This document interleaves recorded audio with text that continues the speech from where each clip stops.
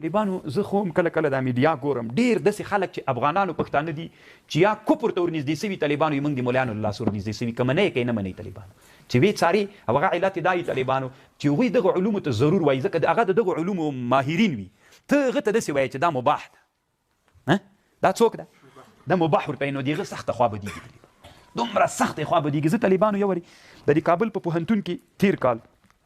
تقریبا 900 د کابل د پوهنتون استادان یې راوستلي ول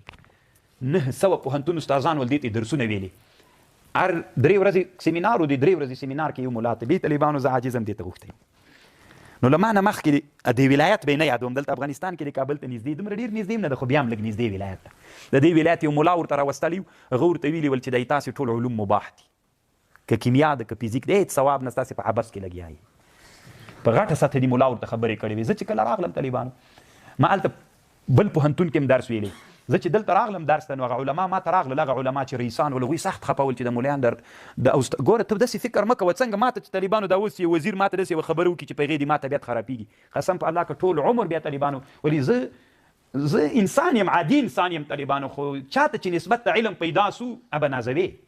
دغه د پوهنتون استادان دا طالبانو په خپل میدان علمي کې لوی لوی خلک دي دی به ته په بده سترګه نه ورته ګوري ته مازې یو چڼي راسي مځتې به یې دی باندې سیاست کوي نه علم ته به احترام لري هغوی په خپلو علومونو کې سپینګیري سوي دي دومره لوی مهارت لري چې ته به ورته حیرانه سي هغوی ته الله دومره علوم ورکړي دي تا مثلا یوه قواله راوړله قواله کې لیکلي ځکه 100 جربه تا یو ټکی ور زیات کړی بیخي څوک پرې پوهېږي نه دی په خپل علم درته ثابتوي دا ټک نو ته باید هغه ته احترام ولري هغوی ملایانو ویلې وی شیخ صاحب داسې پېښه سوې ده مې نه به یې سوي وایي سوې ده مې بس ما پرېږدې زه چې راغلم طالبانو کېناستلم نو هزارګان ول پښتانه ول فرزیبانان ول نو چې شروع مې وکړه طالبانو نو د اسلامي نظام تعریف مې وکړ چې د اسلامي نظام تعریف څه شی دی یو ابن خلدون تعریف کړی یو تعریف طالبانو علامه شاولی الله صاحب په ازالة الخفا کې کړی هغې کې هغه ټکی داسې ده طالبانو اسلامي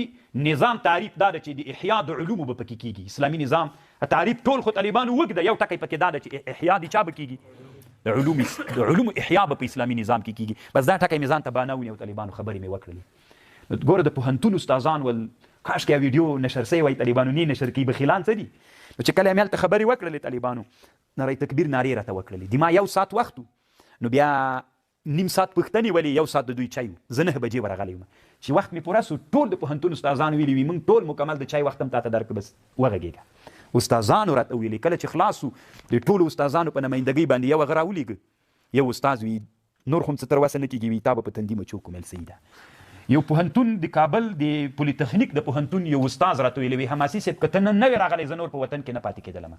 مېل ولې وایي زه د پولیتخنیک د پوهنتون استاز یم ما ټول عمر په دې کې تېر کړی په دې زه پوه سوی یم چې زه به ملت اسلام ته خدمت کوم ټکنالوژي به جوړم هم پرون مولا راغلی وي ما ته ویلې چې دا مباح ده د ما یې زړه دومره مات کړی چې زه نور له دې علم نه تېر وم چې موږ آخر مسلمانان یو تنه تاسې ملایان مسلمانان یې دین ته به تنه تاسې خدمت کوئ موږ ونازوئ موږ ته ووایئ چې تاسې ته هم الله په دې علومو کې اجر و ثواب درکړي سخت یې زړه ماته وي که ته نن نه وې راغلی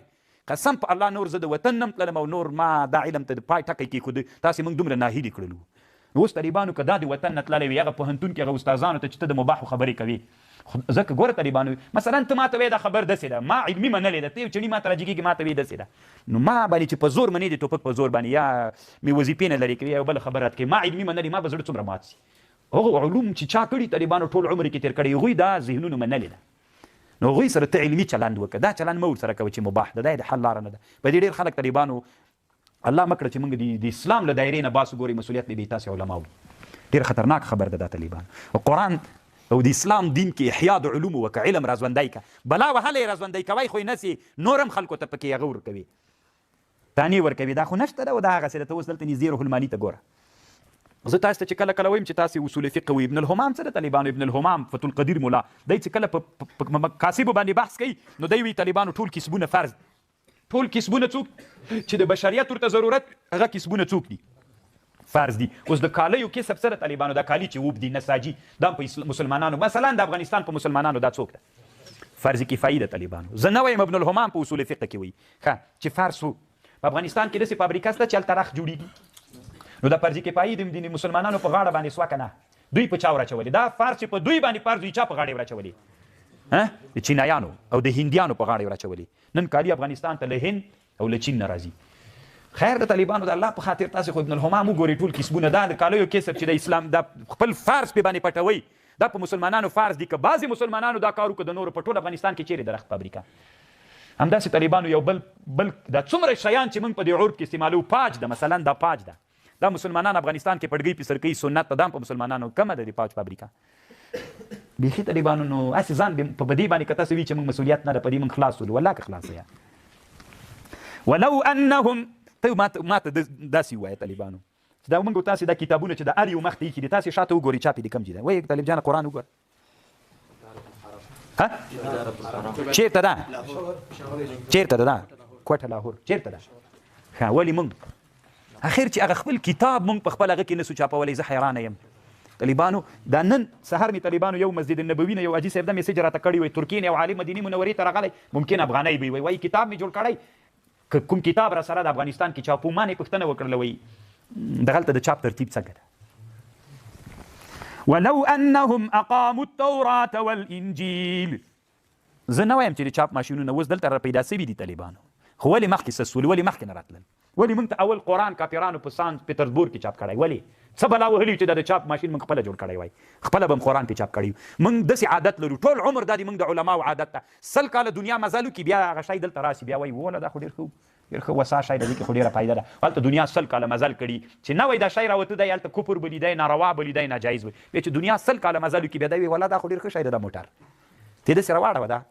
د ټوپک خو یې والا ډېر خوندور جوړ کړی تېره واړه هغه تر اوسه پورې ناروا بلوي توکل وکړه 100 کاله چې دنیا مزل وکړي بیا دی بلا وهلی کرا پسې ورځي هغه 200 کاله نور مزل وکړي